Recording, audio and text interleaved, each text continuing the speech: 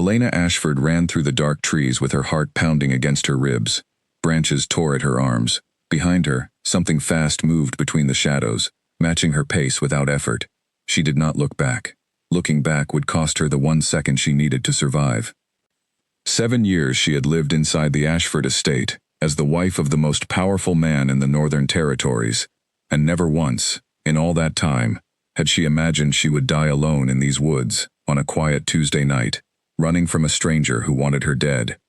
Her foot caught on a root. She stumbled, caught herself on a tree trunk, and kept moving. The estate lights were still visible far behind her, small and gold through the black branches, close enough to see, and impossibly far to reach. She had wandered too far from the border patrol. She knew that now. She had wanted 5 quiet minutes to think before she said the words she had been rehearsing for weeks, the words that would end her marriage. And instead she had walked straight into a trap set by men she had never met. A voice called out from somewhere to her left, calm and almost friendly. "There is no reason to run, Elena. My employer only wants a conversation." She did not believe that for a second. Men who wanted conversations did not chase women through the woods at night with knives strapped to their belts. She pushed harder, lungs burning, and broke through a line of brush into a small clearing, lit by a thin slice of moon. 2 men stood waiting there already, as if they had known exactly where she would run. She stopped so fast her boots skidded in the wet leaves. "Smart girl," one of them said. "Running the wrong direction, though." Elena backed toward the tree line, her mind racing through every option, and finding none of them good. She had no weapon. She had no wolf inside her to call on, because she had been born without the gift that ran through every other family in the territory. The very reason half the pack still whispered that she was never a fitting wife for an alpha king. 7 years of marriage to Damien Ashford, and this was the first time she truly understood what it meant to stand completely alone. Then the world changed. A shape came out of the darkness so fast, it seemed to erase the distance between one heartbeat and the next. One moment the 2 men were closing in on her, confident and unhurried. The next moment, one of them was thrown backward into a tree, with a sound like a door slamming, and the other was on the ground, pinned beneath a wolf larger than any Elena had ever seen, its coat black as the space between stars, its eyes burning gold with a fury that did not look like an animal's fury. It looked like a man's fury, wearing an animal's shape. Elena knew that wolf. She had been married to that wolf for 7 years, and had never once been permitted close enough to touch it. Damien shifted back to his human form in the space between 2 breaths, kneeling over the man on the ground with one hand fisted in his collar. His voice, when it came, was low and controlled, in a way that frightened Elena more than shouting would have. "Who sent you?" The man on the ground said nothing. Damien's grip tightened, and something in his eyes made even Elena take a step back. "Damien," she said quietly. It was the first time she had said his name directly to him in longer than she could remember. Usually there were other people between them, other words, other reasons not to speak plainly. He looked up. For one unguarded second, before the mask of the Alpha King settled back over his face, Elena saw something in his eyes that she had never been allowed to see in 7 years of marriage. It looked almost like terror, not for himself. "Are you hurt?" he said. His voice had dropped the command it carried a moment ago. Now it was almost rough. "No," she said, though her hands would not stop shaking. "I'm not hurt." He stood, and in 3 strides he closed the distance between them, closer than he had stood to her in years. She could feel the heat coming off him, could see the tension held tight in every line of his body, as if he were fighting some private battle that had nothing to do with the men lying in the clearing. "Why were you out here alone?" he said. There were a dozen honest answers to that question, and Elena chose the smallest one. "I wanted air." His jaw tightened. He did not believe her, and she did not expect him to, because the real answer was that she had wanted distance from the house, where she had spent 7 years being politely, thoroughly ignored by the man now standing close enough to touch her, for the first time since their wedding night. Behind them, 2 of Damien's guards arrived at a run, drawn by the sound of the fight. Damien turned from Elena with visible effort, as though pulling himself away from her took actual physical strength, and gave orders in the clipped, efficient voice of a man used to being obeyed instantly. The 2 attackers were bound and dragged upright. One of them spat blood onto the leaves, and grinned at Damien with an expression that had no fear in it at all. You should thank us, the man said. We only wanted to talk to your pretty little unmarked wife. Word travels fast that the great Alpha King never claimed her. Makes people wonder why. Elena felt the words land like a slap. Old humiliation, dressed up as new information. Everyone in the territory knew that phrase by now. Unmarked wife. 7 years married, and never claimed. Never given the mark that would bind her to Damien as his true mate in the eyes of the pack. She had stopped asking why a long time ago. She had built an entire life around not asking why. Damien's hand shot out and closed around the man's throat before the guards could stop him. You will not speak her name again, he said, and his voice had dropped so low it barely sounded human anymore. Damien, Elena said sharply. Enough. He froze. For a long moment, nobody in the clearing moved. Then, slowly, deliberately, he released the man and stepped back, breathing hard, his hands opening and closing at his sides, as though he needed somewhere to put the violence still running through him. Take them to the holding cells, he told the guards. I want names before morning. The guards nodded and marched the two men away into the dark, leaving Damien and Elena alone in the clearing under the thin moon. The silence that followed was worse than the danger had been.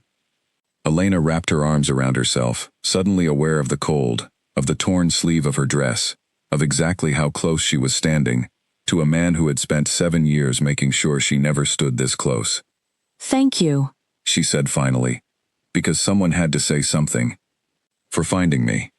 You should not have been alone tonight. His voice was quieter now, but no less intense. You should never be alone. I have told the guards 100 times to keep watch on the east grounds. I didn't ask for guards, Damien. I asked for a husband. The words came out before she could stop them, sharper than she meant. 7 years of silence breaking open in a single sentence. She saw him flinch, just barely, and immediately wished she could take it back, not because it was untrue. Because it was the truest thing she had said to him in years, and she had not meant to say it here, in the woods, with her heart still racing from nearly dying. He did not answer right away. When he finally spoke, his voice sounded like it was costing him something. There are things you do not understand about why I have kept my distance. Then explain them to me. She held his gaze, refusing to look away first, refusing to be the one who backed down the way she had backed down for 7 years. I have given you 7 years of patience, Damien. 7 years of asking nothing, expecting nothing, telling myself it was fine because you were busy, because you were the Alpha King, because there were 100 reasons that were never actually about me. Tonight I almost died in these woods, and the first thing those men said to me was that everyone in this territory knows you never wanted me. Do you understand what that is like? To be married to a man for 7 years and have strangers use my own marriage as a weapon against me? I have always wanted you. The words came out of him fast, almost involuntary, as if they had been building pressure behind a locked door for years and finally broke through. Then his expression shut down again, and Elena watched him pull the mask of control back over his face, like a physical thing. That is not something I can explain tonight. Then when, she said. When will you explain it? On our 8th anniversary? Our 9th? I asked you for a divorce 2 days ago, Damien. I meant it. His whole body went still, the stillness of a predator that had just heard something break a branch nearby. You cannot leave. Watch me. Elena. Her name in his mouth sounded different than it had a moment ago, rougher, almost pleading, and that alone was enough to make her breath catch, because in 7 years, she had never once heard Damien Ashford plead for anything. There is a reason I have never touched you. A reason I have never claimed you. It is not because I do not want you. It is because claiming you could kill you. The words hung in the cold air between them. Elena stared at him, waiting for the rest of the sentence, waiting for it to make sense, and it did not come. Instead, from somewhere deep in the trees behind them, a second wolf howled, long and low, a sound that made every hair on Elena's arms rise before she even understood why. Damien's head snapped toward the sound, every trace of the moment before wiped from his face, replaced instantly by the cold calculation of a man expecting war. That is not one of mine, he said quietly. Whose is it? Elena whispered. He did not answer.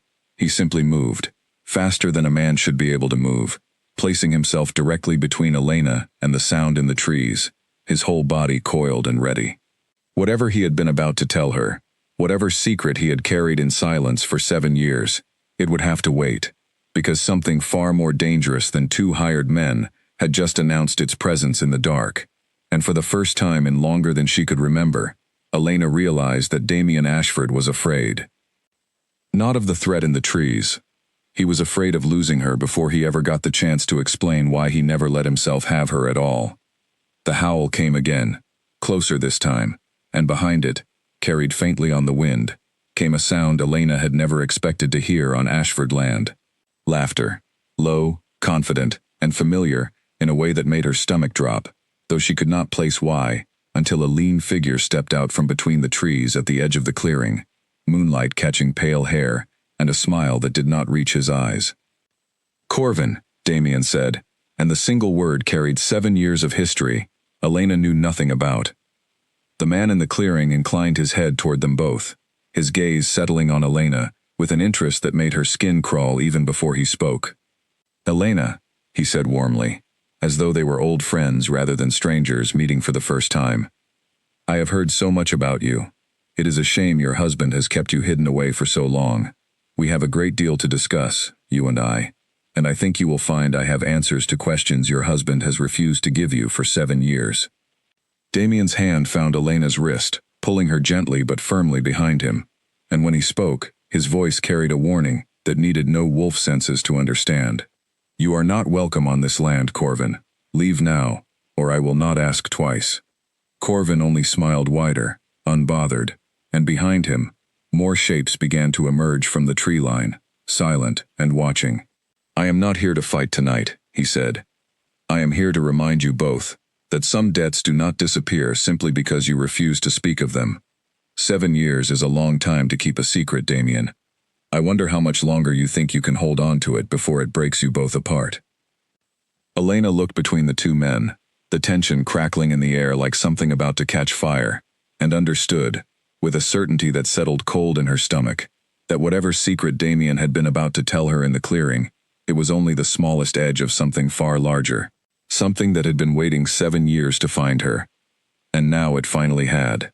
Corvin's men did not move closer, but they did not retreat either, forming a loose half-circle at the edge of the clearing, watching the exchange with the patient stillness of wolves, who had been given an order to wait. Elena counted 5 of them beyond Corvin himself, and every instinct in her body told her that Damien, strong as he was, could not fight 5 trained wolves and win without cost. "You brought soldiers to a conversation," Damien said. His voice had gone flat and cold, the voice Elena imagined he used in war councils, a voice that had nothing warm left in it at all. "I brought protection," Corvin said. "You have a habit of attacking first and asking questions. Never, Damien. I learned that lesson a long time ago.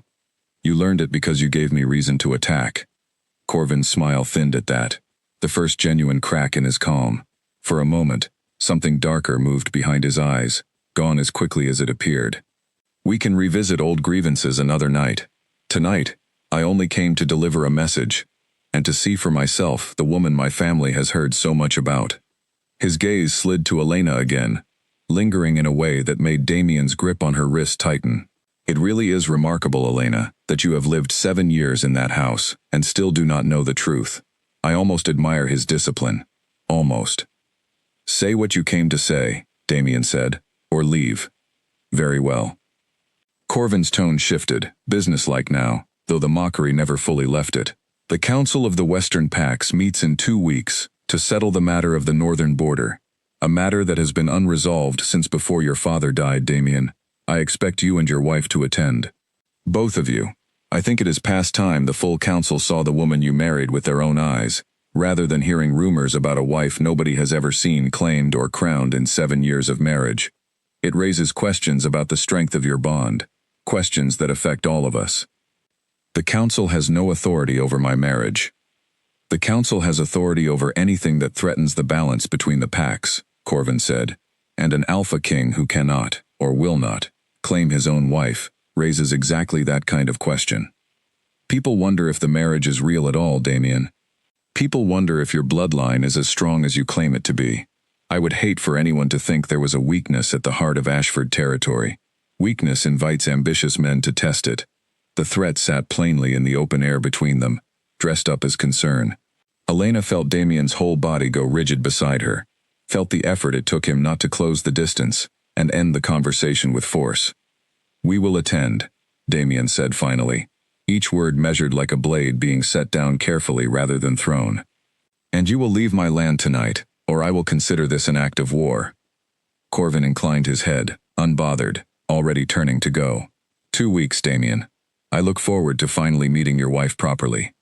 Perhaps by then you will have found the courage to tell her the truth yourself, before someone else does it for you. His gaze found Elena one last time, and there was something almost gentle in it, which somehow frightened her more than anything else he had said. "It was lovely to finally meet you, Elena. I am sorry it happened like this. You deserved better than 7 years of silence." Then he was gone, melting back into the trees with his men following silently behind him, and the clearing was empty again, except for the two of them and the sound of their own breathing. Elena turned to face Damien, her mind spinning with everything that had happened in the space of 20 minutes. Attacked by strangers, rescued by the husband who had never touched her, a rival she had never met, speaking as though he knew more about her own marriage than she did. And underneath all of it, the words Damien had started to say, before the howl interrupted him, words she could not let go of, now that she had heard them. "Claiming you could kill you.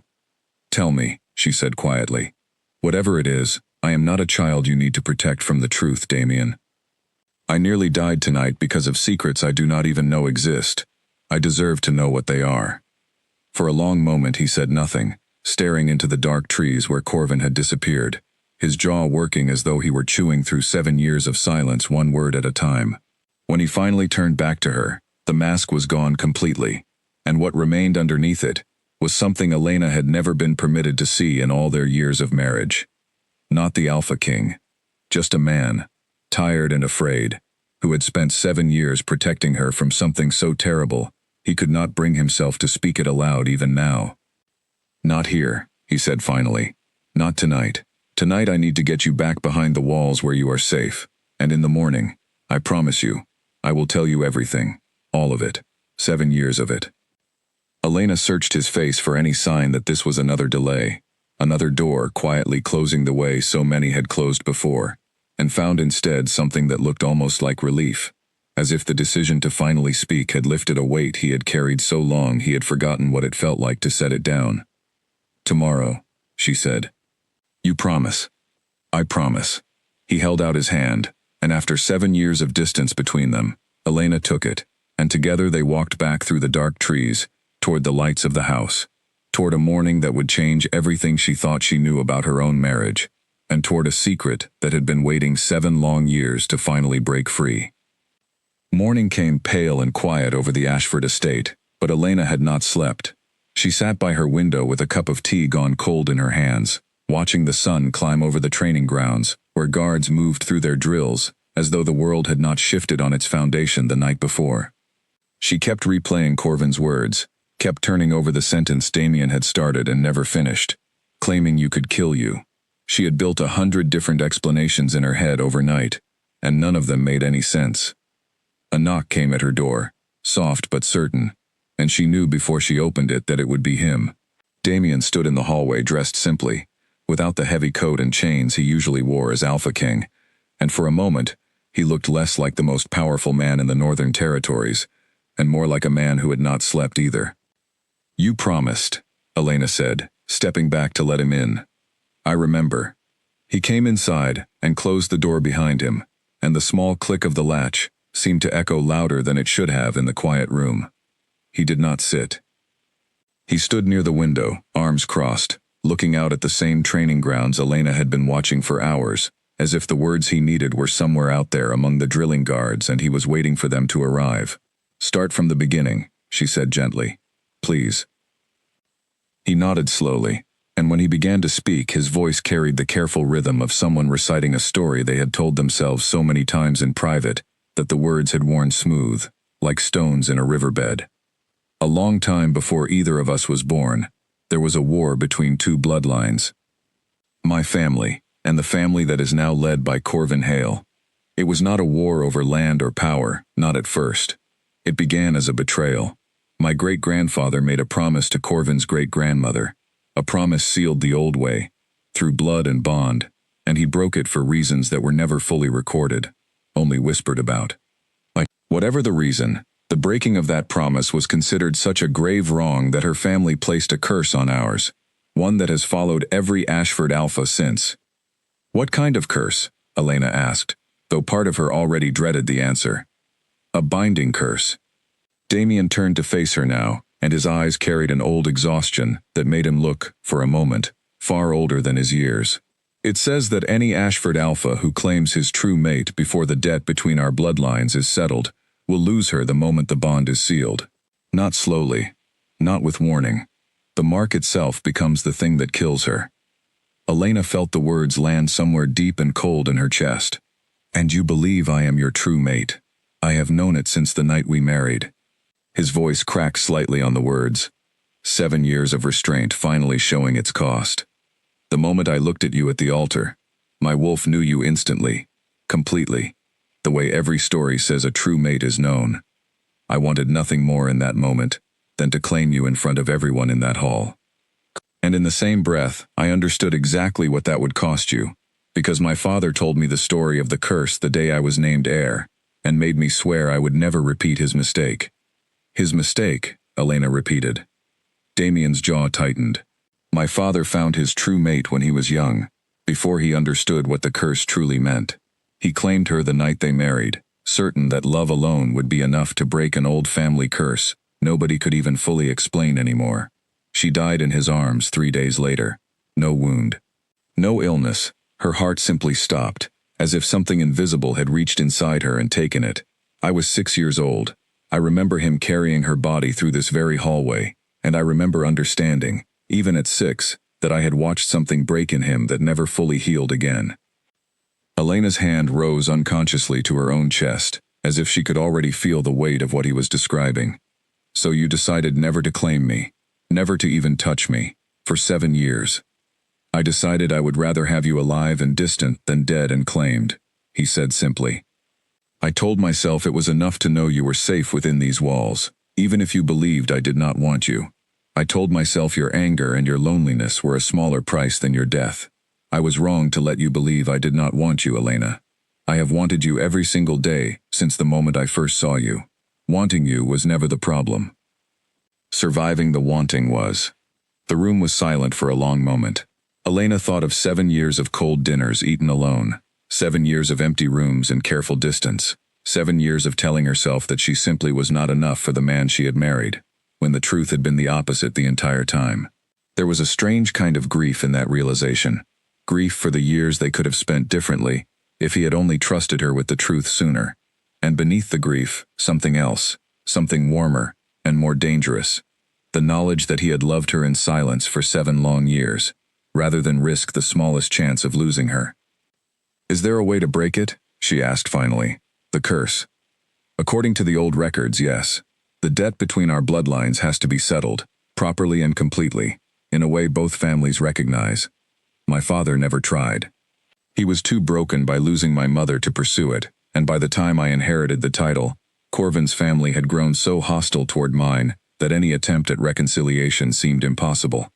I have spent 7 years quietly trying anyway, through old texts, through careful diplomacy, through anything that would not draw Corvin's attention before I was ready. I was close, Elena, closer than I have ever been, and then last night he showed up on our land with soldiers and threats, which tells me he already suspects what I have been trying to do. That is why he wants us at the council meeting, Elena said slowly, the pieces beginning to fit together. He wants to control how this plays out.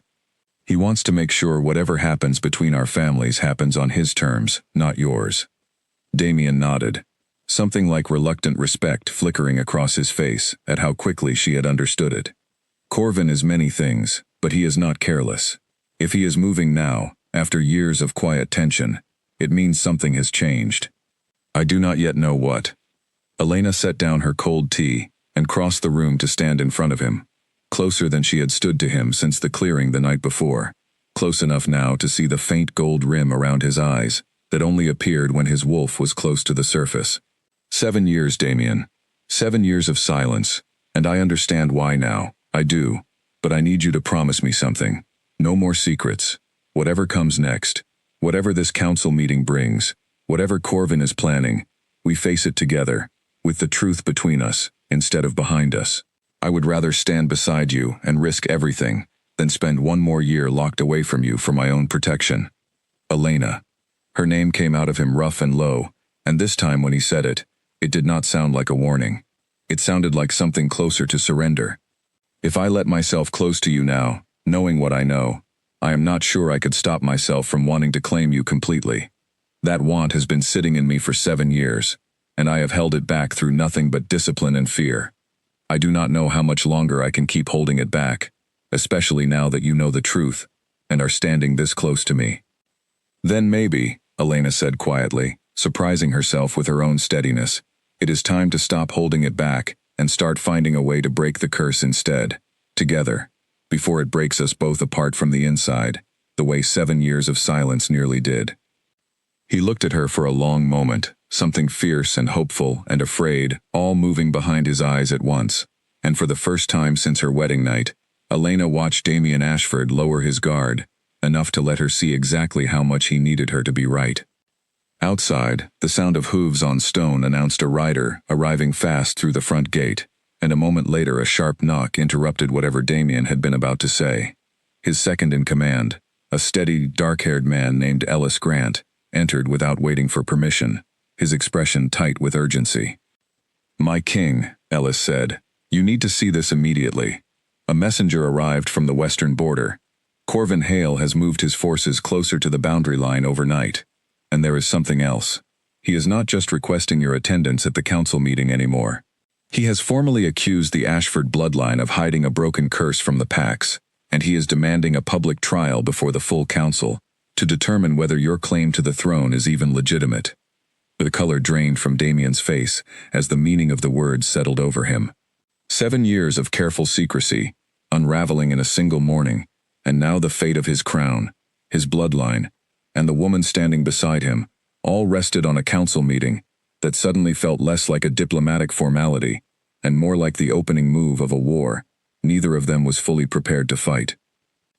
By afternoon, the great hall of the Ashford estate had filled with advisors, generals, and pack elders, all summoned on short notice to respond to the accusation now spreading through the territories like fire through dry grass. Elena sat beside Damien at the long council table, her spine straight, her hands folded calmly in her lap, even though her heart had not slowed since Ellis delivered the news that morning. She had spent 7 years learning to appear composed, in rooms full of powerful men who doubted her place among them. That skill, at least, had not gone to waste. "A public trial before the full council is not a request we can ignore," said an older woman near the end of the table, her silver hair pulled back severely, her voice sharp with worry. "If Corvin has evidence of the curse, real evidence, this could unravel more than your marriage, my king. It could unravel the legitimacy of your entire claim to the throne. Every rival bloodline in the territories would use it as an excuse to challenge you." "He does not have evidence," Damien said.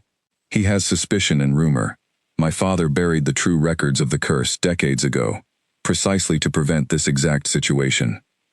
"Suspicion is often enough," Ellis said grimly from across the table, "especially when it is paired with an unclaimed wife everyone in the territory already whispers about. You have given him the perfect story, my king, whether you meant to or not. 7 years married and unmarked, it writes itself." Elena felt every eye at the table shift briefly toward her, and she made herself meet each gaze without flinching, refusing to shrink the way 7 years of quiet humiliation had once taught her to. "Then we changed the story," she said, and the room went quiet at the sound of her voice, as though many of them had forgotten she was capable of speaking for herself. "If the problem is the appearance of a broken bond, then we address the appearance directly, publicly, before Corvin has the chance to define it for us." "You cannot simply announce a curse to the full council," the silver-haired woman said. "That would confirm exactly what Corvin is accusing you of." "I did not say we announced the curse," Elena said. "I said we address the bond. There are other ways to demonstrate loyalty and unity between an alpha and his mate that do not require a full claiming. Ceremonial ways. Old customs most of the Western packs still recognize, even if the Northern packs have let them fall out of practice." Damien turned to look at her, something sharpening in his expression, the beginning of an idea forming behind his eyes. "The binding vow," he said slowly. "The one my grandparents used before mates were expected to claim on their wedding night. A public renewal of vows, witnessed by the pack, sealed with blood, but not with the mark." "Would the council accept that as proof of a legitimate bond?" Ellis asked, though he sounded doubtful. "It would buy us time," Damien said. "It would not silence Corvin entirely, but it would remove the easiest weapon from his hand. And it would let us continue working toward breaking the curse properly, rather than being forced into a claiming we cannot survive, simply to satisfy a council, desperate for a spectacle." The table erupted into low, urgent conversation, advisors debating the logistics, the timing, the risk, but Elena barely heard any of it. She was watching Damien, watching the way his hand had found hers beneath the table, without either of them quite deciding to reach for the other. Watching the way some of the exhaustion in his face had eased, now that they were finally facing the threat together, instead of around each other. "There is something else you should both know," Ellis said finally, once the table had quieted enough to hear him. His voice had dropped low, careful in the way people spoke when they were about to deliver news they did not want to deliver. The messenger who brought word of Corvin's accusation also brought word of something else. 2 nights ago, one of the old record keepers who worked in the Southern Archive was found dead.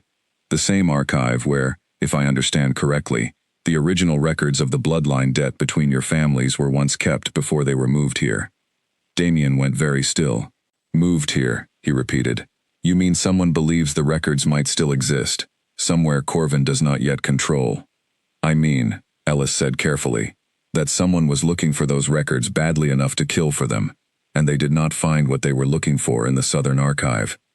Which means either the records were moved somewhere else long ago, or they are still hidden somewhere in that archive, in a place the killer did not think to search." Elena felt a chill move through her that had nothing to do with the temperature of the hall. If the original records of the debt still existed somewhere, they might hold the answer to breaking the curse cleanly and permanently, the very thing Damien had spent 7 years searching for in fragments and rumors.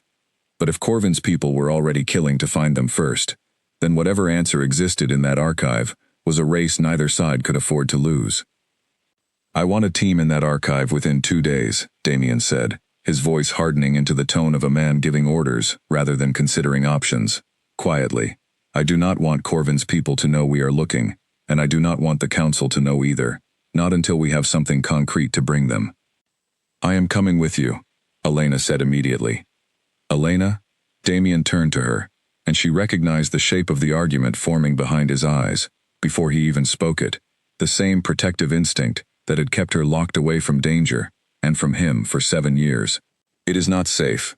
If Corvin's people already killed once for this information, they will not hesitate to kill again, and I cannot protect you and search an archive at the same time." "You cannot protect me by leaving me behind either," she said. "Last night men came onto our own land to take me. Do you truly believe I am safer sitting in this house waiting for news than I would be standing beside you? I have spent 7 years being kept safe by distance, Damien, and it never once made me feel protected. It only made me feel forgotten. I am done being forgotten for my own good." The table fell silent again, advisors exchanging glances, none of them quite brave enough to insert themselves into an argument that had clearly become about far more than a research expedition. Damien studied Elena's face for a long moment, searching, she thought, for some hint of fear he could use as an excuse to leave her behind, and finding instead only steady, unshaken resolve. "All right," he said finally, quietly, as though the words cost him something significant to say. "Together then. But you stay close to me the entire time, and if I tell you to run, you run without arguing." "Agreed," Elena said, and for the first time since Corvin had stepped out of those dark trees the night before, she felt something that almost resembled hope, fragile and new, taking root in the space where 7 years of loneliness had lived. The council meeting stretched on for another hour, plans forming and reforming around the table, but underneath the strategy and the politics, Elena was aware of one thing more clearly than anything else. For the first time in her marriage, she was not standing on the outside of Damien's world looking in. She was standing beside him at the center of it, and whatever the archive held, whatever Corvin was planning, whatever the curse still demanded of them both, she intended to face all of it as his equal, not his secret, and not his silence. The Southern Archive sat at the edge of a quiet valley 2 days' ride from the Ashford estate, a squat stone building that had once served as a records hall for every pack in the region, before falling into disuse a generation ago. Elena had expected dust and silence. Instead, when she and Damien arrived just after dawn with a small, trusted escort, they found the door already broken open, its old iron hinges torn nearly free of the frame. "Someone was here recently," Damien said quietly, scenting the air the moment he stepped through the doorway. "Within the last day." Inside, shelves of old ledgers and bound records stretched into shadow, many of them pulled down and left scattered across the floor, pages torn loose and abandoned, as though someone had searched in a hurry, and left the mess behind, without concern for who might notice. Elena crouched beside one of the fallen ledgers and carefully turned it over, scanning faded handwriting by the thin light coming through a high window. "Birth records," she said. "Land grants. Nothing about the bloodline debt so far." "They would not have left it out in the open even if they found it," Damien said, moving carefully between the shelves, his senses clearly stretched toward any sign of danger. Whoever searched here was looking specifically for something related to the Hale and Ashford families. "If they found it, we are already too late. If they did not, it is still here somewhere, hidden in a place a stranger would not think to search." Elena thought of the old record keeper who had died 2 nights before, and an idea began to form. Would a longtime archivist have kept anything separate from the main shelves? A private section, something only someone who worked here for years would know about? Damien's expression sharpened. "There is a lower level," he said. "My father mentioned it once, in passing, when I was young. A storage cellar beneath the main hall, used for records too fragile or too sensitive to keep on open shelves." I had forgotten about it until now. They found the entrance to the cellar hidden beneath a section of floor, covered by an old rug pushed carelessly aside, as though whoever had searched the building before them had missed it entirely, or had run out of time to look further. A narrow stone stairway led down into darkness, and Damien went first, one hand raised to shift instantly if anything moved below. The cellar was small and dry, lined with shelves far better preserved than the ones above, protected from light and damp for what looked like decades. Elena moved carefully along the shelves, scanning titles and dates, until her fingers stopped on a thin, leather-bound volume tucked into a corner, its cover marked with 2 crossed symbols she recognized instantly from the crest hanging in the Ashford Great Hall, paired with a second symbol she had never seen before but somehow knew, with a cold certainty, belonged to the Hale family. "Damien," she said quietly, and something in her voice brought him to her side immediately. He took the volume from her hands with a care that bordered on reverence, and together, they opened it beneath the thin light of a lantern one of the guards had carried down. The pages inside were written in an old formal hand, recording in painstaking detail the promise made generations ago, between the Ashford and Hale bloodlines, the terms of the broken vow, and, near the final pages, something neither of them had expected to find: a description of the exact ritual required to settle the debt and lift the curse permanently, witnessed and sealed by both bloodlines together. "It is here," Damien breathed, disbelief and hope warring openly across his face, for the first time since Elena had known him. "Everything my father searched for and never found. It is here." Before either of them could read further, a sound echoed down the narrow stairway above them, boots on stone, moving fast, followed by a shout from one of their guards, cut short. Damien's head snapped up, every trace of hope replaced instantly by cold readiness. "Someone followed us," he said, already moving toward the stairs, positioning himself between Elena and whatever was coming. "Stay behind me. Whatever happens, do not let go of that book." Elena pressed the volume against her chest, her heart hammering, and followed close behind him as they climbed back toward the main hall, toward the sound of a fight already breaking out above, toward an enemy who had clearly been waiting for exactly this moment, the moment they found what generations of searching had failed to uncover, to take it from them by force. They emerged into the main hall to chaos. 2 of their guards were already down, wounded but breathing, and 3 strangers in dark leather moved through the wreckage of scattered ledgers with the calm efficiency of trained fighters who had done this kind of work many times before. At the center of them stood a woman Elena did not recognize, tall and sharp-eyed, her stance marking her instantly as the one in command. "Hand over the book," the woman said, "and we will let you leave this place alive. Lord Hale only wants what belongs to his family." "That book belongs to no one until both families read it together," Damien said, shifting his weight forward, every line of his body coiled and ready. "You are trespassing on land that does not belong to you, and you have already drawn blood from my people. There will be no peaceful ending to this conversation now." The woman's mouth curved into something that was not quite a smile. "Then we will simply take it the other way." She moved first, faster than Elena's eyes could fully follow, and the hall erupted into motion. Damien shifted mid-stride, his human shape dissolving into black fur and gold eyes in the space of a single heartbeat, meeting the woman's attack head-on, with a force that sent both of them crashing through a shelf of old ledgers, paper and dust exploding into the air around them. The remaining two strangers turned toward Elena, clearly recognizing her as the easier target, the one carrying the very thing they had come to steal. Elena backed toward the broken doorway, clutching the book against her chest, her mind racing. She had no wolf to call on, no claws or speed to match theirs, only her wits, and whatever distance she could put between herself and two trained fighters closing in fast. Her eyes caught on an overturned shelf near the entrance, heavy and unstable, still teetering from the earlier chaos.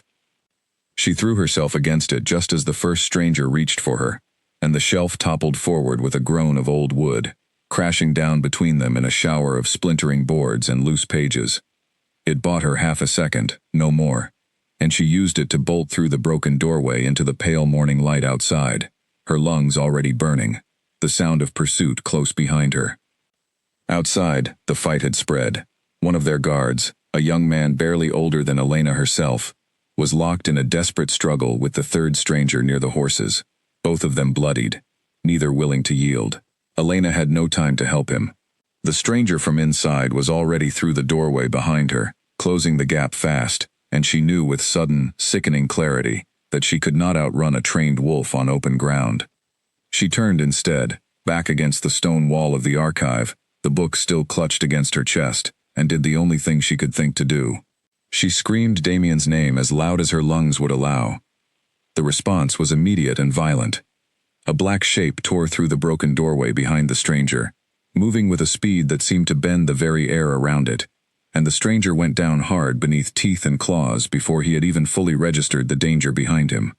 Damien stood over him a moment later, breathing hard, blood matting the black fur along his shoulder, his gold eyes finding Elena instantly across the chaos of the yard. She had never seen him fight before. In 7 years of marriage, she had never once witnessed the full, terrible power of the Alpha King unleashed, and something about watching him move through danger to reach her, without hesitation, without a single moment of doubt, settled a truth in her chest that she had been too afraid to fully feel until now. Whatever the curse demanded, whatever 7 years of silence had cost them both, this man would tear the world apart before he let anything happen to her. The remaining strangers, seeing their companions defeated, and their commander still locked in a losing fight with Damien's second-in-command near the tree line, broke and fled into the surrounding hills, leaving their fallen behind. The yard fell into a ragged, exhausted quiet, broken only by the labored breathing of the wounded and the distant retreat of hoofbeats. Damien shifted back to his human form and crossed the yard to Elena in 3 long strides, his hands finding her shoulders, checking her for injury, with an urgency that made her chest ache. "You are hurt," he said, spotting a shallow cut along her arm she had not even noticed in the chaos. "It is nothing," she said, though her voice shook more than she wanted it to. "We have the book, Damien. We have it." He looked down at the volume still clutched against her chest, and something in his expression cracked open, relief and fear, and something warmer than either moving across his face all at once. "You could have been killed protecting it." "I was protecting us," she said simply. "Both of us. That is what this is now, isn't it? Not you protecting me from a distance. Us, together, protecting each other." He did not answer with words. Instead, for the first time since her wedding night 7 years ago, Damien Ashford pulled his wife into his arms and held her there in the wreckage of the old archive, both of them bloodied and breathless, and alive, the answer to 7 years of silence, finally within reach, in the pages pressed between them. They rode back to the Ashford estate under heavy guard, the wounded tended as best as the road allowed, and it was not until they were safely behind the estate walls that Damien and Elena finally had the chance to sit together and read the old record in full, by candlelight, the door locked against interruption for the first time in either of their memories. The ritual described in the book was old and precise, requiring both bloodlines to stand together at the place where the original promise had been broken, a stretch of borderland neither family had set foot on together in generations, and to speak the original vow aloud, completed rather than broken, sealed with blood freely given, rather than blood spilled in anger. It required, above all else, the willing participation of the current head of each bloodline. Damien alone could not complete it. Corvin, or someone with equal standing among the Hale family, would have to stand beside him and agree. "He will never agree," Elena said, reading the passage a third time as though hoping the words might rearrange themselves into something easier. "Corvin wants your crown, Damien, not reconciliation. Why would he willingly help you break a curse that has spent generations weakening your bloodline?" "He may not know that breaking it weakens nothing," Damien said slowly, thinking it through. "The curse has always been framed as a punishment against my family, a debt only we owe. But look here." He pointed to a line further down the page, translated carefully from the old formal script. "It says the debt runs both directions. The Hale bloodline has carried its own cost for generations, a slow draining of their pack's strength that they have simply never connected to the original curse, because the record explaining why was hidden here, in this archive, all this time. Corvin's own bloodline has been paying a price he does not even know he is paying." Elena sat back, turning that possibility over in her mind. If he understood that ending the curse would strengthen his own family, as much as it would strengthen yours, would that be enough to convince him to help? "Perhaps," Damien said. "Or perhaps he already suspects it, and that is exactly why he is racing to control the outcome himself, rather than sharing the resolution with me as equals. A man like Corvin does not want to be handed a gift. He wants to be the one who claims the victory, on his own terms, in a way that makes him look stronger than the Ashford bloodline in the process." "Then we let him believe that is what is happening," Elena said, an idea forming quickly now, sharpened by everything she had learned about Corvin in the short time since meeting him. "The council meeting in 2 weeks. He wants a public trial, a spectacle to prove your bond is weak, and your claim to the throne is failing. What if instead, we give him a different spectacle? What if we bring this record before the full council ourselves, publicly, and reveal the truth of the curse on our own terms, framing the completion of the ritual as a victory for both bloodlines rather than a defeat for yours? Corvin cares deeply about how the packs see him. If refusing to help looks like weakness or spite in front of the entire council, he may have no real choice but to agree." Damien studied her for a long moment, something like pride moving openly across his face. "7 years I underestimated exactly how formidable you are," he said quietly. "I am beginning to think that was the greatest mistake of my life, second only to letting you believe for even a single day that I did not want you standing beside me." Before Elena could answer, a soft knock interrupted them, and Ellis entered at Damien's word, his expression carefully neutral, in a way that immediately put Elena on alert.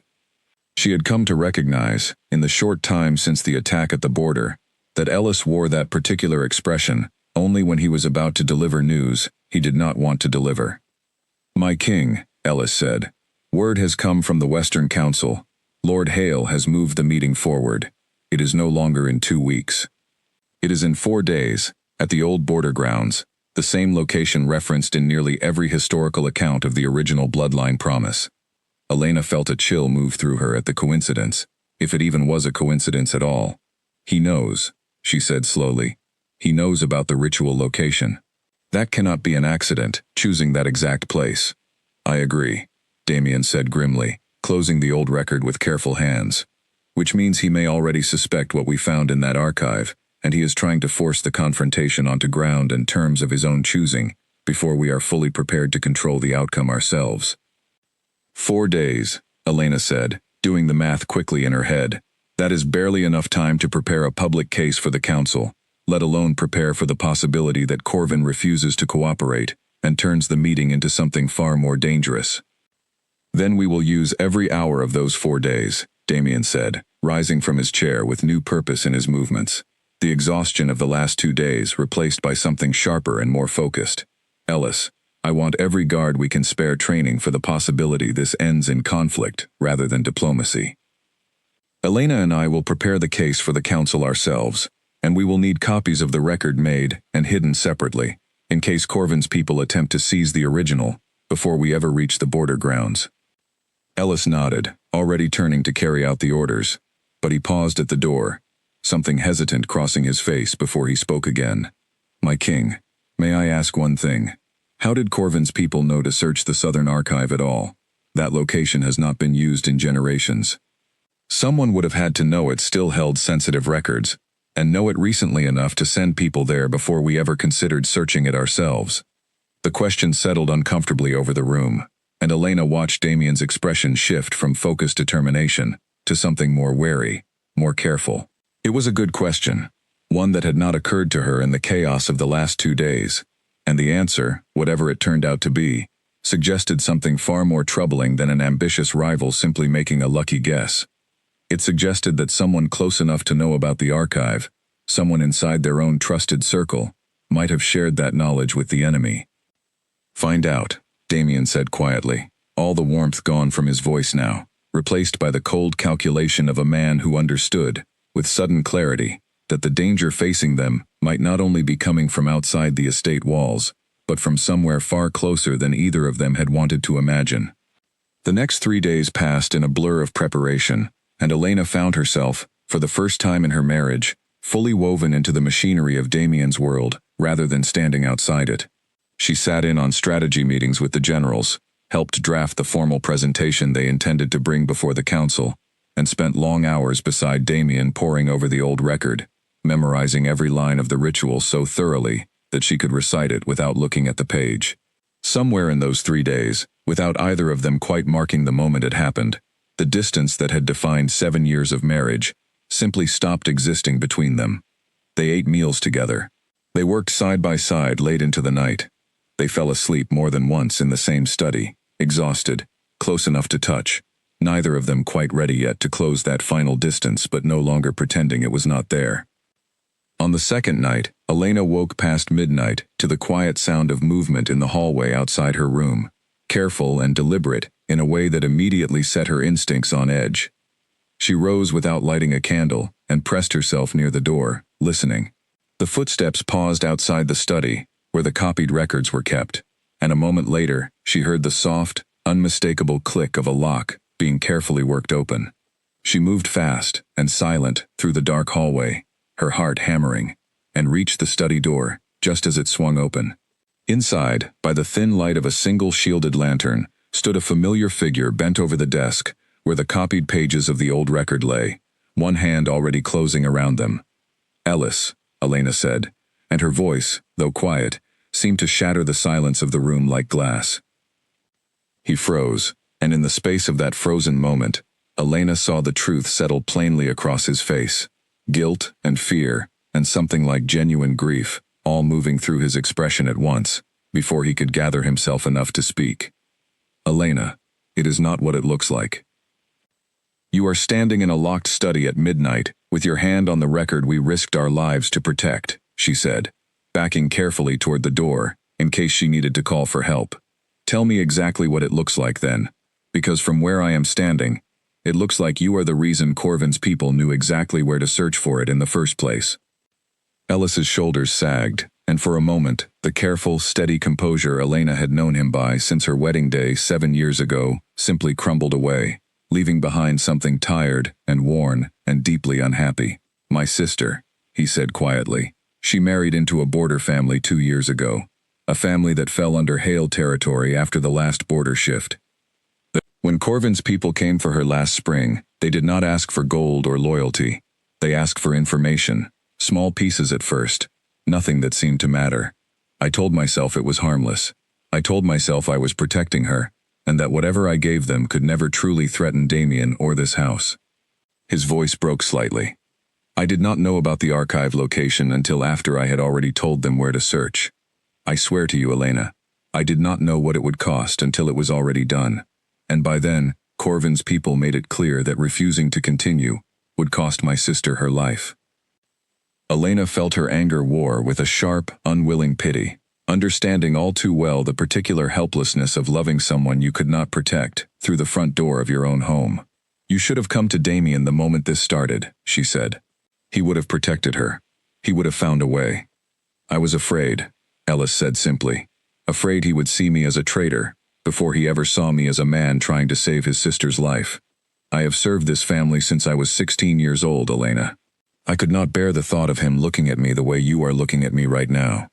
The study door opened wider behind them, and Damien's voice cut through the tense silence, low and controlled in a way that made both of them go still. Then it is fortunate, he said, stepping into the room with an expression Elena could not fully read, that you are about to find out exactly how I look at you, instead of imagining it. Ellis turned to face him fully, resigned, as though he had been waiting for this moment since the night he first agreed to betray his king. I am ready to accept whatever judgment you decide, my king. I only ask that whatever happens to me, you find a way to protect my sister from the consequences of my choices. For a long moment, Damien said nothing, studying his oldest friend with an expression that held more sorrow than anger. 7 years I have kept my own secrets locked away out of fear, he said finally, certain that silence was safer than trust. I am only now beginning to understand how much that cost me, and I will not repeat the same mistake with you, by punishing you for a fear I understand better than you know. Your sister will be protected, Ellis, properly, with the full strength of this house behind her, not because you have earned it through blind loyalty, but because no family should be forced to choose between their king and the people they love.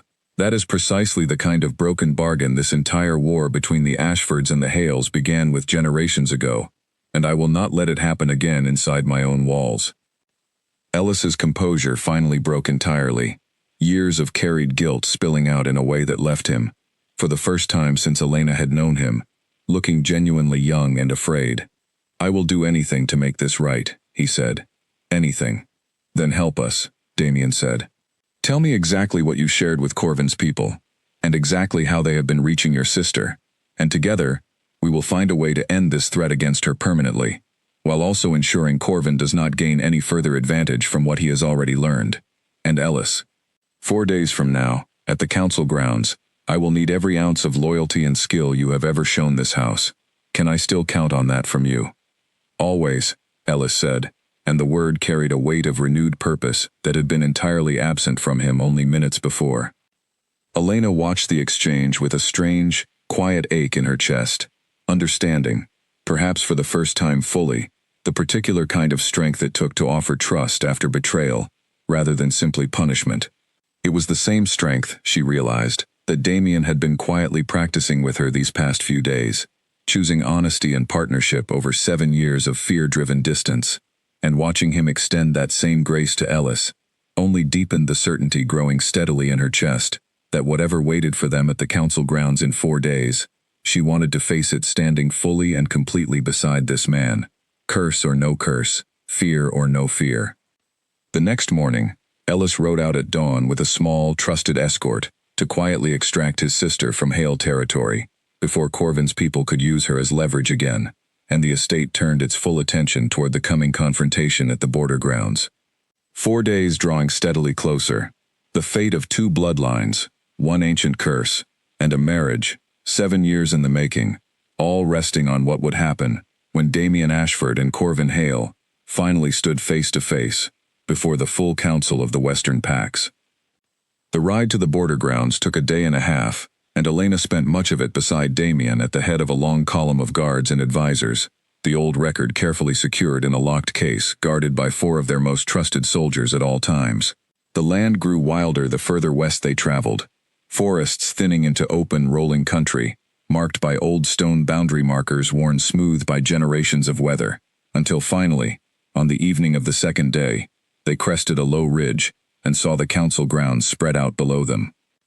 It was a wide, flat meadow, ringed by ancient standing stones, said to mark the original boundary between the Ashford and Hale territories, long before either family had claimed the titles they now carried. Tents and banners already dotted the far side of the meadow, marking the arrival of council representatives from Pax across the Western territories, drawn by the promise of a spectacle few of them wanted to miss. At the center of it all, a raised platform had been constructed, plain and formal, the kind of place built specifically for judgment. He wants a trial, Damien said quietly, studying the platform from the ridge, not a negotiation. Then we give him a trial, Elena said, and we make certain it becomes the very thing he least expects. They made camp on their side of the meadow as the sun set, and for a while, in the quiet hour before the council formally gathered the next morning, Damien and Elena walked together, along the edge of the standing stones, away from the noise of the camp, the old record left safely behind under heavy guard. The evening air was cool and still, and for the first time in days, neither of them spoke of curses, or councils, or the danger waiting for them at dawn. Whatever happens tomorrow, Damien said finally, stopping beside one of the tallest stones, its surface worn with age and carved faintly with symbols neither of them could fully read anymore. I need you to know something, regardless of how the council rules, regardless of whether Corvin agrees to complete the ritual or not. Elena turned to face him fully, something in his tone making her chest tighten with anticipation. I have loved you since the moment I saw you at our wedding, he said, the words coming slower now, more careful, as though he were finally allowing himself to say aloud what he had spent 7 years refusing to speak. Every day of distance I put between us was never a lack of wanting you. It was the opposite. It was wanting you so completely that the thought of losing you was the only fear I have ever truly known. I told myself protecting you meant staying away, and I was wrong, Elena. I understand that now. Real protection was never about distance. It was about trust, and I denied us both 7 years of it out of fear. Elena stepped closer, close enough now that she could feel the warmth of him in the cooling evening air, close enough to see the gold beginning to rise faintly in his eyes, the same gold she had seen the night he tore through the darkness to save her from strangers in the woods. I understand fear, she said softly. I have lived inside it for 7 years too, telling myself I was simply not enough for the man I married, when the truth was that you were protecting me from something you could not bear to lose. We have both spent 7 years afraid of the wrong things, Damien. I do not want to spend a single day more that way. Whatever happens tomorrow, he said, his voice rough now, his hand rising slowly to rest against her cheek, a touch so gentle it seemed to carry the full weight of 7 years of restraint behind it. I want you to know that when this is finally settled, when the curse no longer stands between us, there will be nothing in this world that keeps me from claiming you completely, and loving you the way I should have been free to love you from the very first night we stood together as husband and wife. Elena leaned into his touch, her own eyes bright with emotion she no longer felt any need to hide. Then let us go win that future tomorrow, she said, together. He pressed his forehead gently against hers, and for a long, quiet moment neither of them spoke at all, standing together beneath the old stones as the last light faded from the sky, gathering their courage for the confrontation that dawn would bring, a confrontation that would decide not only the fate of their marriage, but the fate of 2 bloodlines bound by a debt 7 long years in the settling.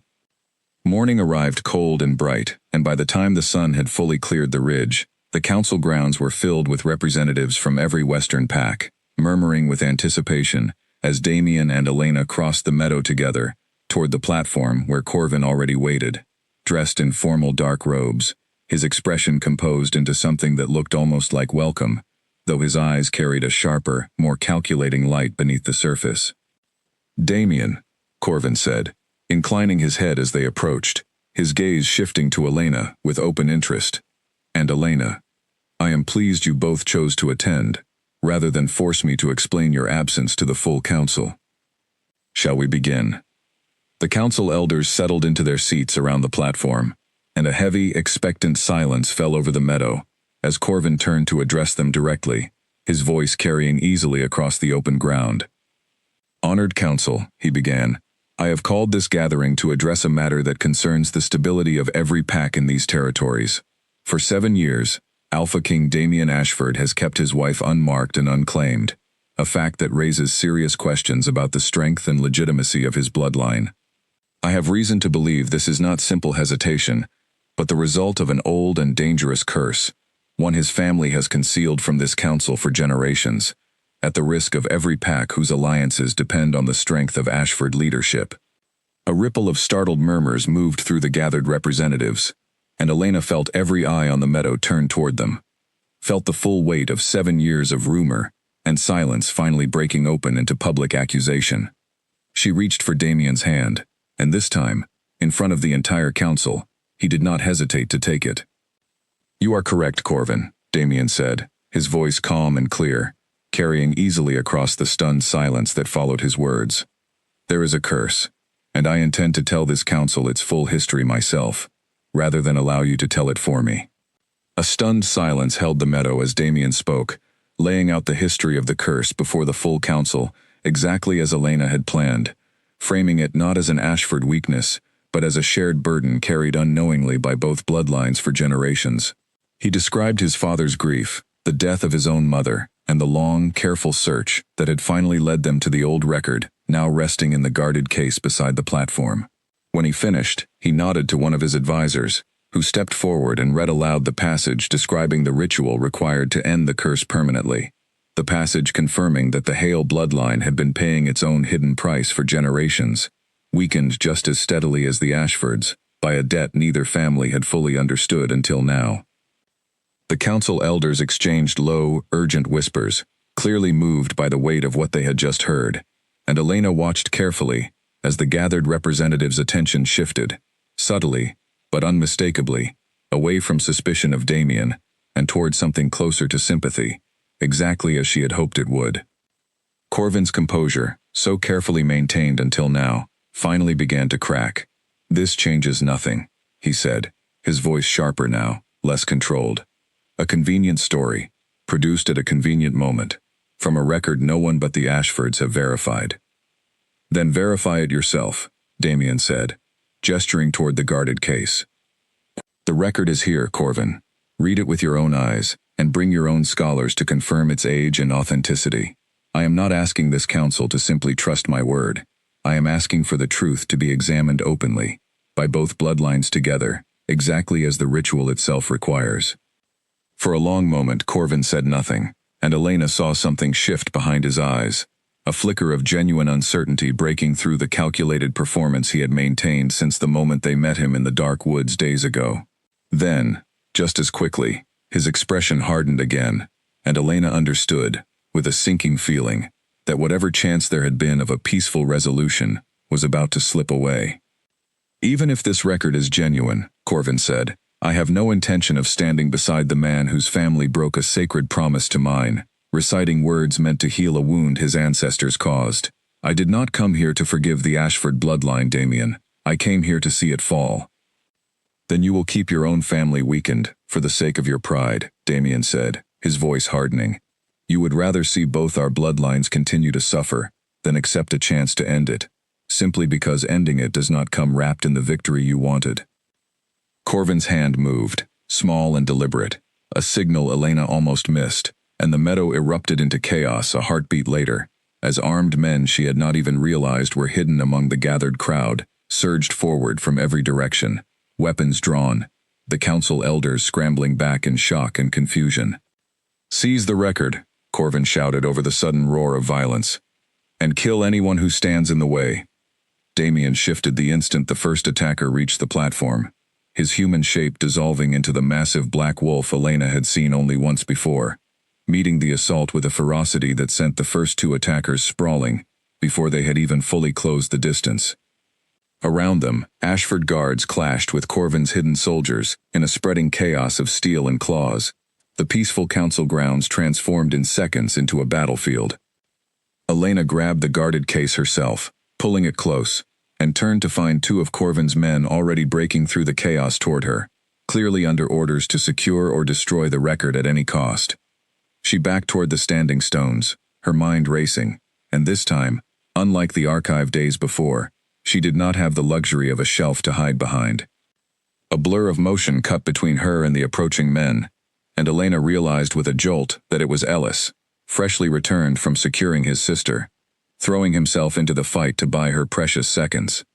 "Go!" he shouted, blocking the first attacker's blade with his own. "Get the record to safety." Elena ran, weaving through the chaos toward the tree line at the edge of the meadow, the case clutched tight against her chest, and it was there, half hidden by the trees, that she finally saw Damien locked in direct combat with Corvin himself. Both men shifted fully, black and pale gray fur flashing in the morning light, blood already staining the trampled grass beneath them.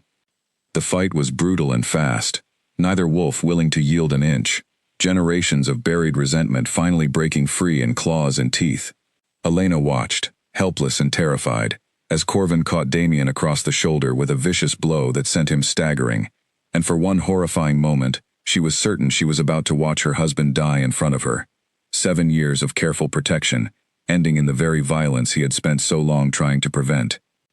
Damien recovered at the last possible instant, twisting away from a killing strike and driving Corvin back with a burst of speed and fury that seemed to draw on something deeper than simple physical strength, something that looked, to Elena's eyes, almost like desperation. He fought like a man with everything to lose, and Elena understood, watching him, that he was not only fighting for his crown or his bloodline in that moment. He was fighting for the future he had promised her, beneath the standing stones the night before, and he had no intention of losing it now. The battle finally broke when a horn sounded sharp and clear across the meadow, the signal, Elena would later learn, called by the eldest of the council elders, who had rallied her own guard to intervene and force both sides to stand down before the entire gathering descended into open war. Corvin's remaining soldiers, seeing themselves badly outnumbered and their leader locked in a fight he was visibly losing, began to retreat toward the tree line, dragging their wounded with them. Corvin himself, breathing hard, blood matting his pale fur, shifted back to his human form and raised both hands in a gesture of reluctant surrender as the council guard closed in around him. "This is not finished, Damien," he said, glaring across the trampled meadow. "You may have won this council today, but I will not forget this." "Then remember this as well," Damien said, shifting back himself, blood running freely from the wound at his shoulder, his voice carrying clearly across the sudden, exhausted quiet that had fallen over the meadow. "I offered you a chance to end this debt honorably, for the good of both our families. You chose violence instead, in front of the very council whose respect you claim to want. Whatever happens next, the Western Pax will remember which of us chose war today, and which of us chose peace." The council guard led Corvin away under close watch, and the meadow slowly began to settle into the exhausted aftermath of battle. Wounded tended, the dead mourned, the record itself, thankfully, still safely secured in Elena's shaking hands. It was only then, as the adrenaline of the fight began to fade, that Elena saw Damien sway unsteadily on his feet, the wound at his shoulder far deeper and darker than she had first realized, and watched, with sudden, breathless horror, as the Alpha King who had just fought to protect everything they had built together, finally collapsed onto the trampled grass at her feet. Elena dropped to her knees beside him, the guarded case forgotten in the grass, her hands pressing hard against the wound at his shoulder, as blood welled steadily beneath her fingers. "Damien," she said, her voice cracking with a fear sharper than anything she had felt, even in the chaos of the fight moments before. "Stay with me. Do you hear me? Stay with me." His eyes opened, unfocused for a moment before finding her face, and the faint, exhausted smile that touched his lips only made her chest ache harder. "I am still here," he said, his voice weaker than she had ever heard it. Corvin's blade caught deeper than I realized. "It will heal. Wolves heal fast." But even as he said it, Elena could see the truth in the gray cast spreading beneath his skin, the way his breathing had grown shallow and uneven, the way the healers who rushed to his side moments later exchanged glances that carried more worry than reassurance. One of them, an older woman with steady, careful hands, examined the wound closely and looked up at Elena with an expression that made her stomach drop. "The blade was poisoned," the healer said quietly. "A slow poison, meant to work its way through a wolf's natural healing, rather than fight against it directly. I can slow it, but I do not have the means here to stop it entirely. He needs a bond strong enough to anchor him, something to give his body a reason to fight harder than the poison can work against him." "A bond," Elena repeated, and understanding settled over her with sudden, overwhelming clarity. "You mean the mate bond, the claiming. It is not without risk," the healer said carefully, clearly aware of exactly what history stood behind that particular word for this family. "But an unsealed bond gives a dying wolf far less to hold on to than a sealed one. If you are truly his mate, Elena, claiming him now may be the very thing that saves his life, rather than the thing that ends yours. The curse required a claiming before the debt was settled. That debt was settled today, on this ground, the moment both bloodlines stood witness to the truth publicly, whether or not Corvin agreed to the ritual himself. I believe, though I cannot promise, that the danger you have both feared for 7 years no longer applies. Elena looked down at Damien, at the man who had spent 7 years denying himself everything he wanted, out of fear of losing her, and understood, with a clarity sharper than any fear she had ever known, exactly what she needed to do. "Elena," Damien whispered, his eyes struggling to stay open, some flicker of the old fear rising even now, even at the edge of death. "If I am wrong, if the curse still holds." "You are not wrong," she said fiercely, pressing her forehead against his, the way he had done to her beneath the standing stones only a night before. "I refuse to let 7 years of fear be the last thing either of us believes in. I love you, Damien Ashford. I have loved you for years, quietly, the same way you loved me, and I am done being quiet about it." She leaned down and pressed her lips to the mark point at his throat, and felt him gasp beneath her, felt the sudden, electric tension of 7 years finally breaking free between them, and completed the claim exactly as instinct and love guided her, sealing the bond neither of them had dared complete since the night of their wedding. For one terrible suspended moment, nothing happened at all, and Elena's heart seized with the sudden, sickening fear that the healer had been wrong, that the curse still held, that she had just made the very choice Damien had spent 7 years trying to protect her from. Then Damien's eyes flew open, gold flooding through them fully, and he drew in a sharp, ragged breath that seemed to pull strength back into his body all at once. Color returned to his face in a visible wave, the gray cast retreating from his skin, and the wound at his shoulder, though still raw, stopped its steady, dangerous bleeding, as the healer watched in open astonishment. "The bond is sealed," the healer said quietly, wonder plain in her voice, "and it is holding. Whatever debt stood between your families, it has been settled. The curse is broken." Relief broke through Elena so suddenly and completely that she felt tears spill down her face before she even realized she was crying, and Damien, weak but alive, reached up with a trembling hand to brush them away, his fingers lingering against her cheek with a tenderness 7 years in the making. "You claimed me," he said softly, disbelief and wonder mixing openly in his voice. "After everything, you chose to claim me." "I chose you 7 years ago at our wedding," Elena said, laughing through her tears. "I have simply been waiting for the chance to say it properly." Around them, the council grounds slowly settled into a quiet, exhausted calm. The fighting ended, the truth of the curse now witnessed openly by every pack in the Western Territories, and word would spread from that day forward, not of a weak, unclaimed marriage, but of an alpha king and his mate who had faced down an old, buried war and chosen honesty and love over 7 years of silence. In the weeks that followed, as Damien's strength fully returned, and the Western Council formally recognized the settlement of the ancient debt between the Ashford and Hale bloodlines, Elena found herself, for the first time in 7 years, fully and completely at the center of the life she had once believed she would only ever watch from a careful distance. Damien no longer left rooms when she entered them. He no longer buried himself in work to avoid the ache of wanting something he believed he could not safely have. He simply reached for her, again and again, in every quiet moment they found together, as though 7 years of restraint had left behind an appetite for closeness that neither of them had any further interest in denying. Corvin, stripped of much of his standing before the council after the violence at the border grounds, retreated to rebuild what remained of his own family's position, and though old tensions did not vanish overnight, the Western Territories settled, slowly, into a steadier peace than they had known in generations, built on a truth finally spoken aloud, rather than a debt buried and denied. On a quiet evening months later, standing together on the same balcony where Elena had once watched Damien walk away from her on their wedding night, she felt his arms come around her from behind, familiar now in a way that still managed to feel new every single time. 7 years, he murmured against her hair. "I spent 7 years, afraid that loving you fully would be the thing that destroyed us both. And instead," Elena said, leaning back into him, watching the sun set gold and warm over the estate grounds, "it turned out to be the very thing that finally set us free."